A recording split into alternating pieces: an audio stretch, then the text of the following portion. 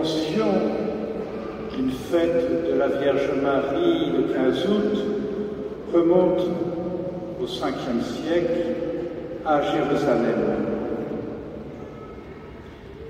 Et vers l'an 600, l'empereur de Byzance, Maurice, l'institua comme fête de la dormition.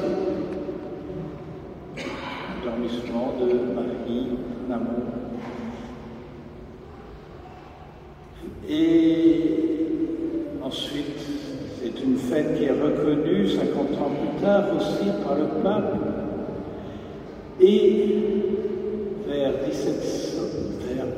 770, elle commença à être reconnue en Occident sous le nom de la fête de l'Assomption.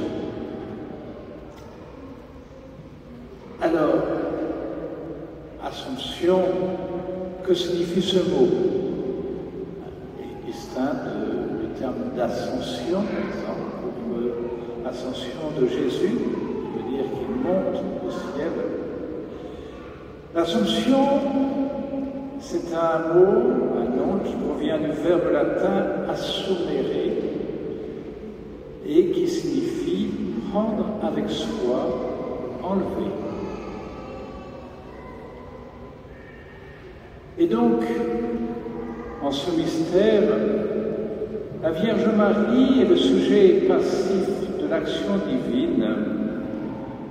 Selon la formule dogmatique du pape Pie XII en 1950, donc, la Vierge Marie, après avoir achevé le cours de sa vie terrestre, fut élevée corps et âme à la gloire céleste. Elle est donc prise, enlevée auprès de Dieu dans le ciel, auprès de son Fils. Voilà, donc c'est bien sûr aussi pour nous Français, c'est une fête, oui, que l'on peut dire nationale depuis le vœu de Louis XIII en 1638, me semble-t-il, février 1638, il a consacré la France à la Vierge Marie, l'a mis sous sa protection et a voulu que le 15 août soit une fête du royaume, une fête de la France, une fête nationale en quelque sorte. Et notre République continue de cette façon, puisque c'est toujours un jour férié. Ainsi, à travers ce rapide parcours historique, on voit comme cela arrive souvent dans l'histoire de l'Église, une réalité de foi est d'abord célébrée bien avant d'être définie dogmatiquement. Et le fait de l'Assomption et le dernier ont été définis dans l'Église catholique, en 1950.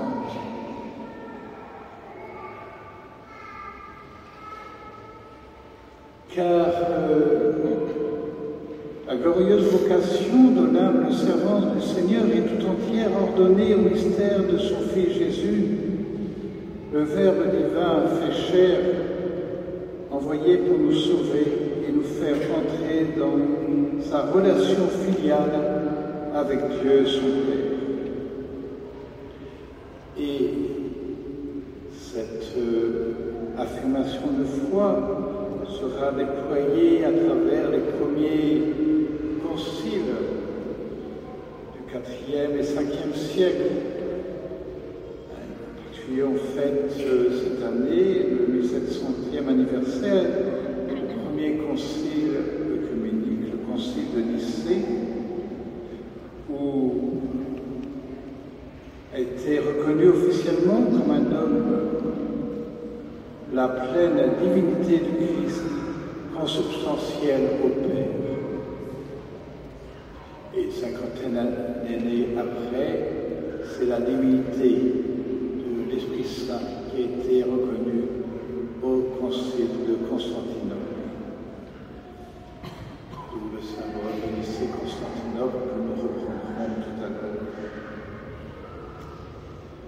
Au siècle suivant, au 5e siècle, pour affirmer l'unité de la personne de Christ comme personne divine entrée dans notre humanité, le Concile d'Éphèse définit Marie par le terme de Théotokos, c'est-à-dire celle qui a enfanté Dieu, celle qui est la mère de Dieu.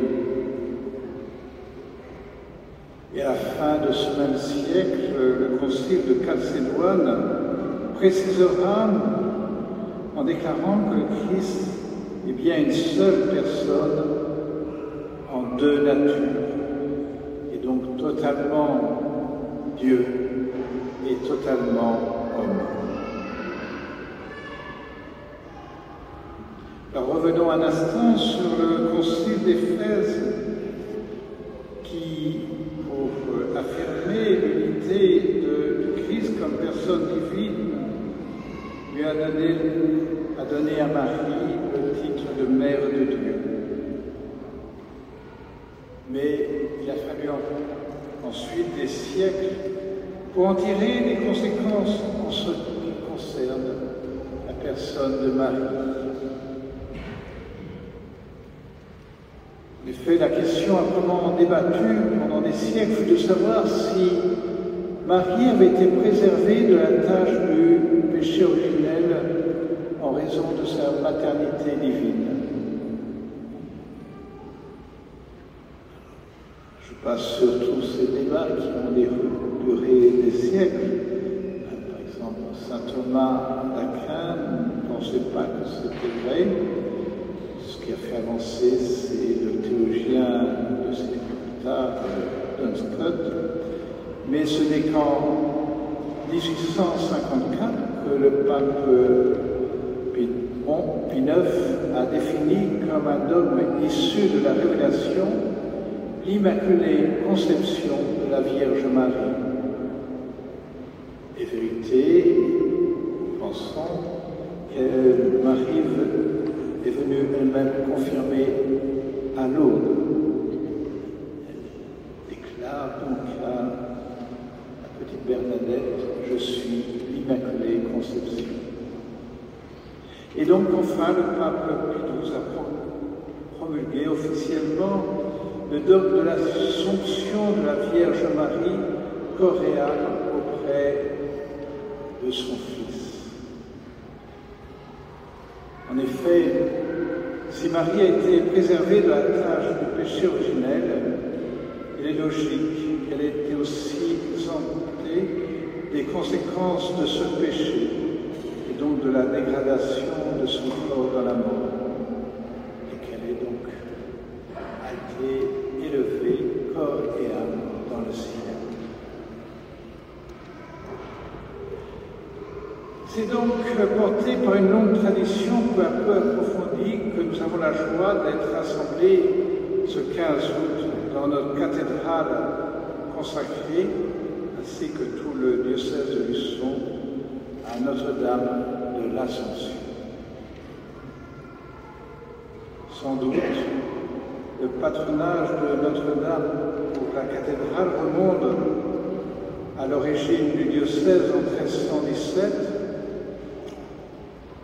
Ce qui est certain, en tout cas, c'est que la rénovation totale du chœur vers 1760 a été élaborée pour exalter la gloire de la Vierge Marie dans son Assomption, avec son impressionnant baldaquin circulaire, si bien restauré il y a 2 ans, et surtout avec la statue de Marie emportée vers le ciel dans un magnifique mouvement ascensionnel.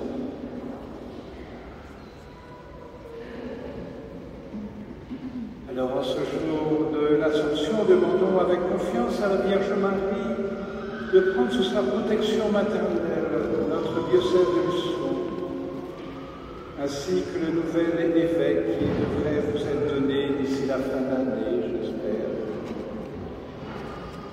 Et unissons-nous au cantique de Marie lors de la visitation, cantique qu'elle chante éternellement dans le ciel depuis le jour de sa glorieuse Assomption. Mon âme exalte le Seigneur, exulte mon esprit en Dieu mon Sauveur. Il s'est penché sur son humble servante. Désormais tous les âmes diront bienheureuses. Le puissant fait pour moi des merveilles. Ça est son nom.